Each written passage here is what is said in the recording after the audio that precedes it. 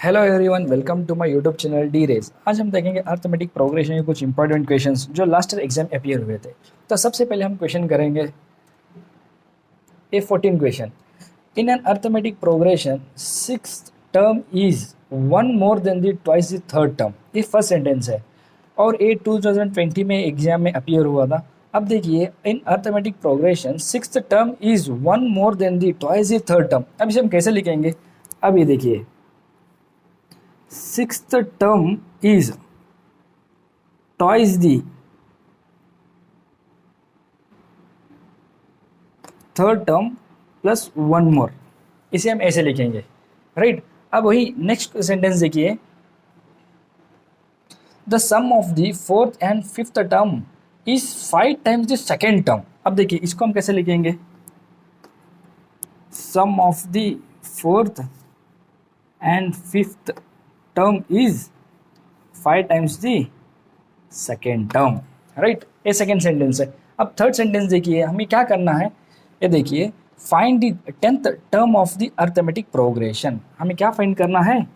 A10 की value अब हमें फाइंड करना है, A10 की वैल्यू, राइट। अब A10 की वैल्यू के लिए मुझे क्या चाहिए? A चाहिए, उसे भी फाइंड करना है, और कॉमन डिफरेंस चाहिए, इसे भी फाइंड करना है। अब ये दोनों फाइंड करने के लिए मैं क्या करता हूँ? सबसे पहले A6 is equal to 2A3 plus 1, ये फर्स्ट इक्वेशन को लेता हूँ, और A3 और A6 की जो हमें जनरल फॉर्म से इसकी कुछ वैल्यूज मिलते हैं। A6 का क्या रहता है? A प्लस 5D, शायद आपको पता होगा। A3 is equal to A plus 2D, right. अब देखिए, A वैल्यूज़ को मैं इधर पुट करूँगा, जैसे कि समझिए A plus 5D is equal to 2 open bracket A plus 2D close bracket plus 1।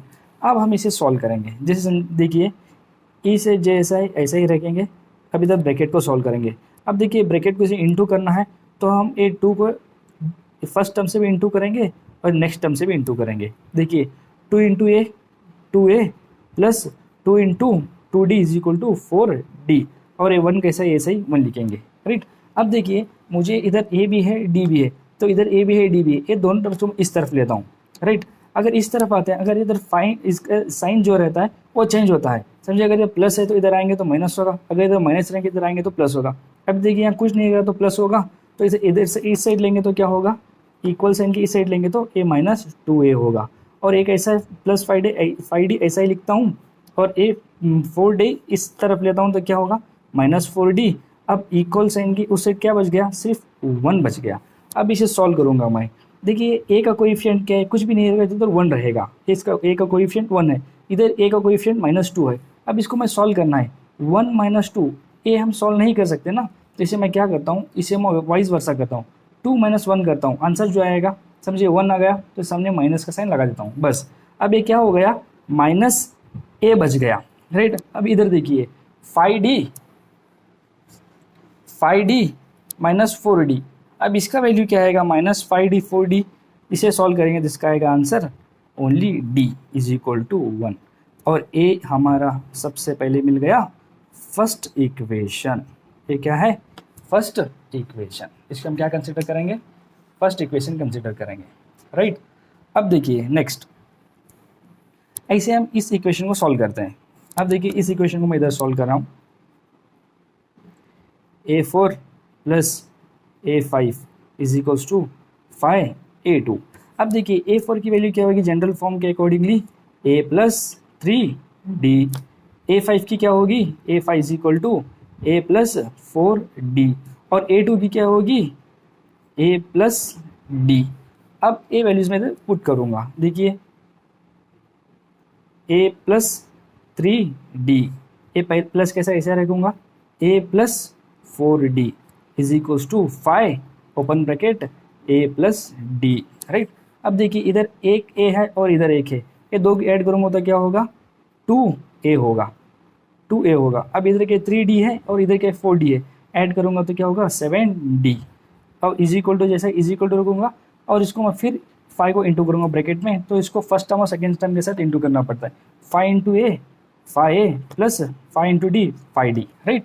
अब मैं इसको क्या करूँगा, ये जो ए टर्म है, ए टर्म को मैं उस तरफ सब्स्टिट्यूट कर दूंगा और डी टर्म को इस तरफ लूँगा। अब देखिए सबसे पहले मैं डी टर्म को इधर लेता हूँ, 2a कैसा ऐसा ही रुकूंगा प्लस 7d, और 5d को इस तरफ लेंगे तो क्या होगा, साइन चेंज होके a माइनस 5d होगा is equal to 5a।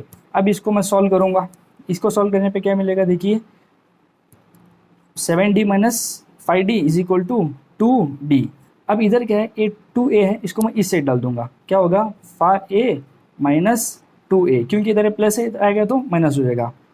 2d is equal to 5a minus 2a क्या होगा, 3a होगा।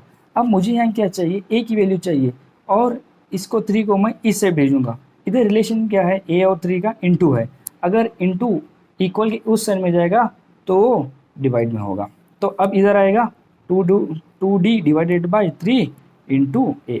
अब मुझे a की वैल्यू पता चल गई, राइट। अब ये a की वैल्यू मैं किधर सब्स्टिट्यूट करूँगा, ये फर्स्ट इक्वेशन में मैं a की वैल्यू सब्स्टिट्यूट करूँगा। देखिए substituting a value in equation 1, right. अब देखिए माइनस a 2d जैसा ऐसा लिख रहा हूँ मैं, 2d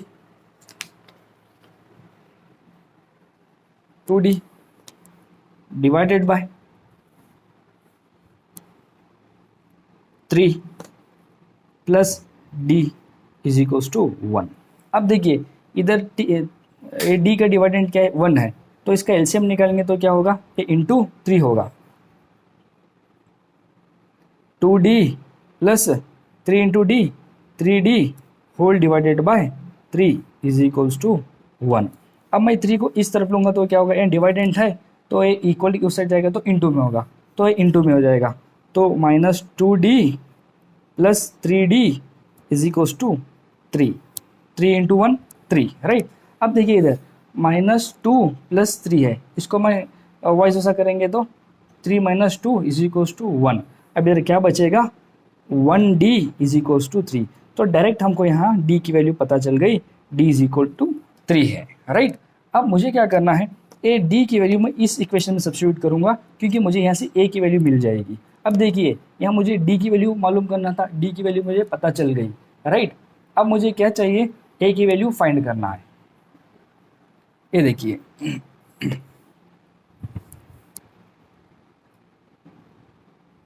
2 इंटू डी की वैल्यू 3 है, 3 राइट सब्स्टिट्यूट कर देता हूँ, divided by 3 is equals to 1, 3 1 जा, तो a की वैल्यू मुझे मिल गई इधर, a is equals to 2, right. अब मुझे a की वैल्यू मिल गई, अब मैं क्या करूँगा, a की वैल्यू मुझे अब a की वैल्यू मिल गई, d की वैल्यू भी मुझे मिल गई, तो अब मैं डायरेक्ट a10 की वैल्यू फाइंड करूँगा। Finding the nth term of arithmetic progression, क्या है, nth term of A P, a n is equal to a plus n minus 1 into d. A n की वैल्यू क्या है, एन की 10 की value substitute करेंगे, ए की वैल्यू क्या है 2, और 2 लेंगे plus n 10 minus 1 into d क्या है 3 है, तो a 10 is equal to 2 plus 9 into 3, a 10 is equals to 2 plus 9 की वैल्यू क्या है 20, 2 into 3 sorry 9 into 3 27 plus 2 is equals to 29। A 10 की वैल्यू मुझे मिल गई 9, 20, ए 10 की वैल्यू मिल गई मेरे को 29, right. Hope you have got this.